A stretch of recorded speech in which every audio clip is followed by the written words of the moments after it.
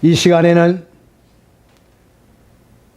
풀과 채소에 대해서 올바른 개념으로 정리를 하고, 그리고 신앙의 밑바탕을 똑바로 세우는 그런 역사가 있어지기를 그리스도 예수의 이름으로 부탁을 드리는 겁니다. 성경에 풀과 채소가 나오니까 하나님은 현상의 천지 만물을 6일 동안 창조했다라고 온 세계가 규정짓고 그렇게 믿고 그렇게 신앙생활을 해나가고 있습니다. 그렇기 때문에 풀이 나서 풀이 번창을 하고, 뽑아도 또 풀이 나오고 뽑아도 풀이 또 나옵니다. 채소를 하나님께서 만드셨기 때문에 인간들은 채소의 종류를 통해 가지고 많은 영양분을 섭취하고 먹고 있다. 그러하기 때문에 하나님은 자연 현상의 천지 만물을 창조하신 것이 분명하다. 말도 안 되는 개념을 가지고 인간의 생각으로 규정짓고 있습니다.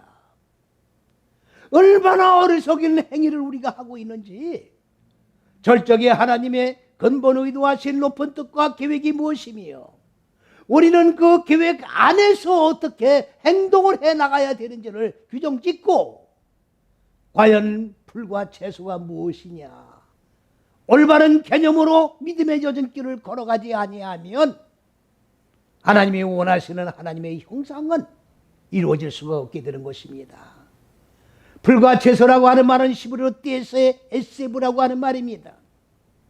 다 똑같은 첫째, 둘째, 셋째 시기의 하나님의 법을 배워서 배운 그 법 안에 네 다섯 여째 시기인 마음 땅 안에, 마음 땅에 자리 잡고 있는 어두운 무지를 깨뜨리고, 그리고 죽여서 먼지로 가루로 소멸시켜, 그리고 씨가 싹이 나서 자라게, 그리고 열매 맺는 나무가 되어 생명의 열매를 맺고 많아지고 충만해지는 그런 역사가 있어지라고 우리에게 말씀해 주시는 풀과 채소인 것입니다. 이것은 다 비유와 상징의 말씀입니다.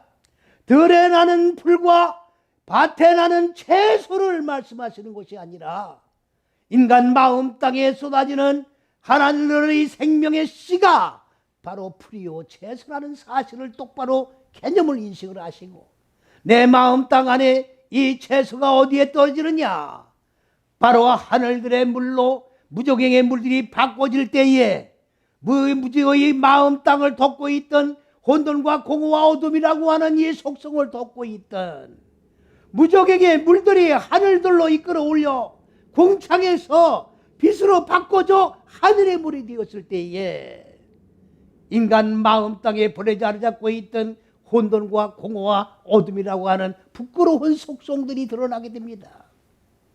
이것을 성경에는 뭐라고 했느냐? 무치요 땅이라고 표현하고 있습니다. 잘못된 얘기입니다. 이것은 바로 부끄러움을 느끼는, 그리고 수치를 당해야 되는 그러한 마음 땅을 얘기하는 겁니다. 거기에 바로 풀과 채소의 씨가 떨어지는 거예요. 하나님의 하늘들의 물과 무조갱의 물들이 하나로 결합하기 위하여 내 마음 땅에 보여진 부끄러운 것들이 완전히 보여진 다음에 하늘들의 물로 하나로 결합하기 위하여 이뤘을 때 바로 내 마음 땅에 경작할 수 있는 그런 마음 땅이 이루어지는데, 그 마음 땅에 생명의 풀과 채소의 씨가 떨어지게 된다, 그 말씀입니다. 이제 이 풀과 채소가 싹이 나는 겁니다. 생명의 싹이 나는 겁니다. 이 생명의 싹이 나지 아니하면 열매를 맺을 수가 없습니다. 오늘 채소와 풀은 아무데나 씨가 떨어지는 것이 아닙니다. 내 마음 땅에 어두운 부끄러운 육의 속성, 짐승의 속성을 발견하여 죽여야 될 수치를 당한 그 마음 땅에 떨어져 하나님의 생명의 씨가 싹이 나게 된다는 얘기입니다. 현상의 풀과 채소가 아닙니다. 자연 현상의 풀과 채소를 만드셨다는 얘기가 아닙니다. 내 마음 땅이 바로 풀과 채소에 씨가 떨어져야 되는데, 이 씨가 떨어지는 마음 땅이 이루어지지 아니한다고 하면 하나님의 첫째, 둘째, 셋째 시기의 생명의 씨는 절대로 떨어져 생명의 씨의 열매를 맺고 그리고 추수를 할 수 있는 생명을 그리고 수확을 하지 못하여 영생 속에 들어가지 못한다는 진리를 똑바로 인식을 하시고 내 마음 땅에 부끄럽고 추체를 당해야 되는 마음 땅을 하늘들의 물로 궁창으로 물을 끌어올려 빛으로 바꿔질 때 내 마음 땅 안에 하나님의 생명의 씨가 떨어진다는 사실을 인식을 하시고 아침에도 말씀을 깨닫고 저녁에도 말씀을 깨달아 내 마음 땅을 기경해 나가면서 생명의 씨를 싹을 터 열매 맺는 우리 모두가 되시기를 그리스도 예수의 이름 안에서 간절히 축원을 드립니다.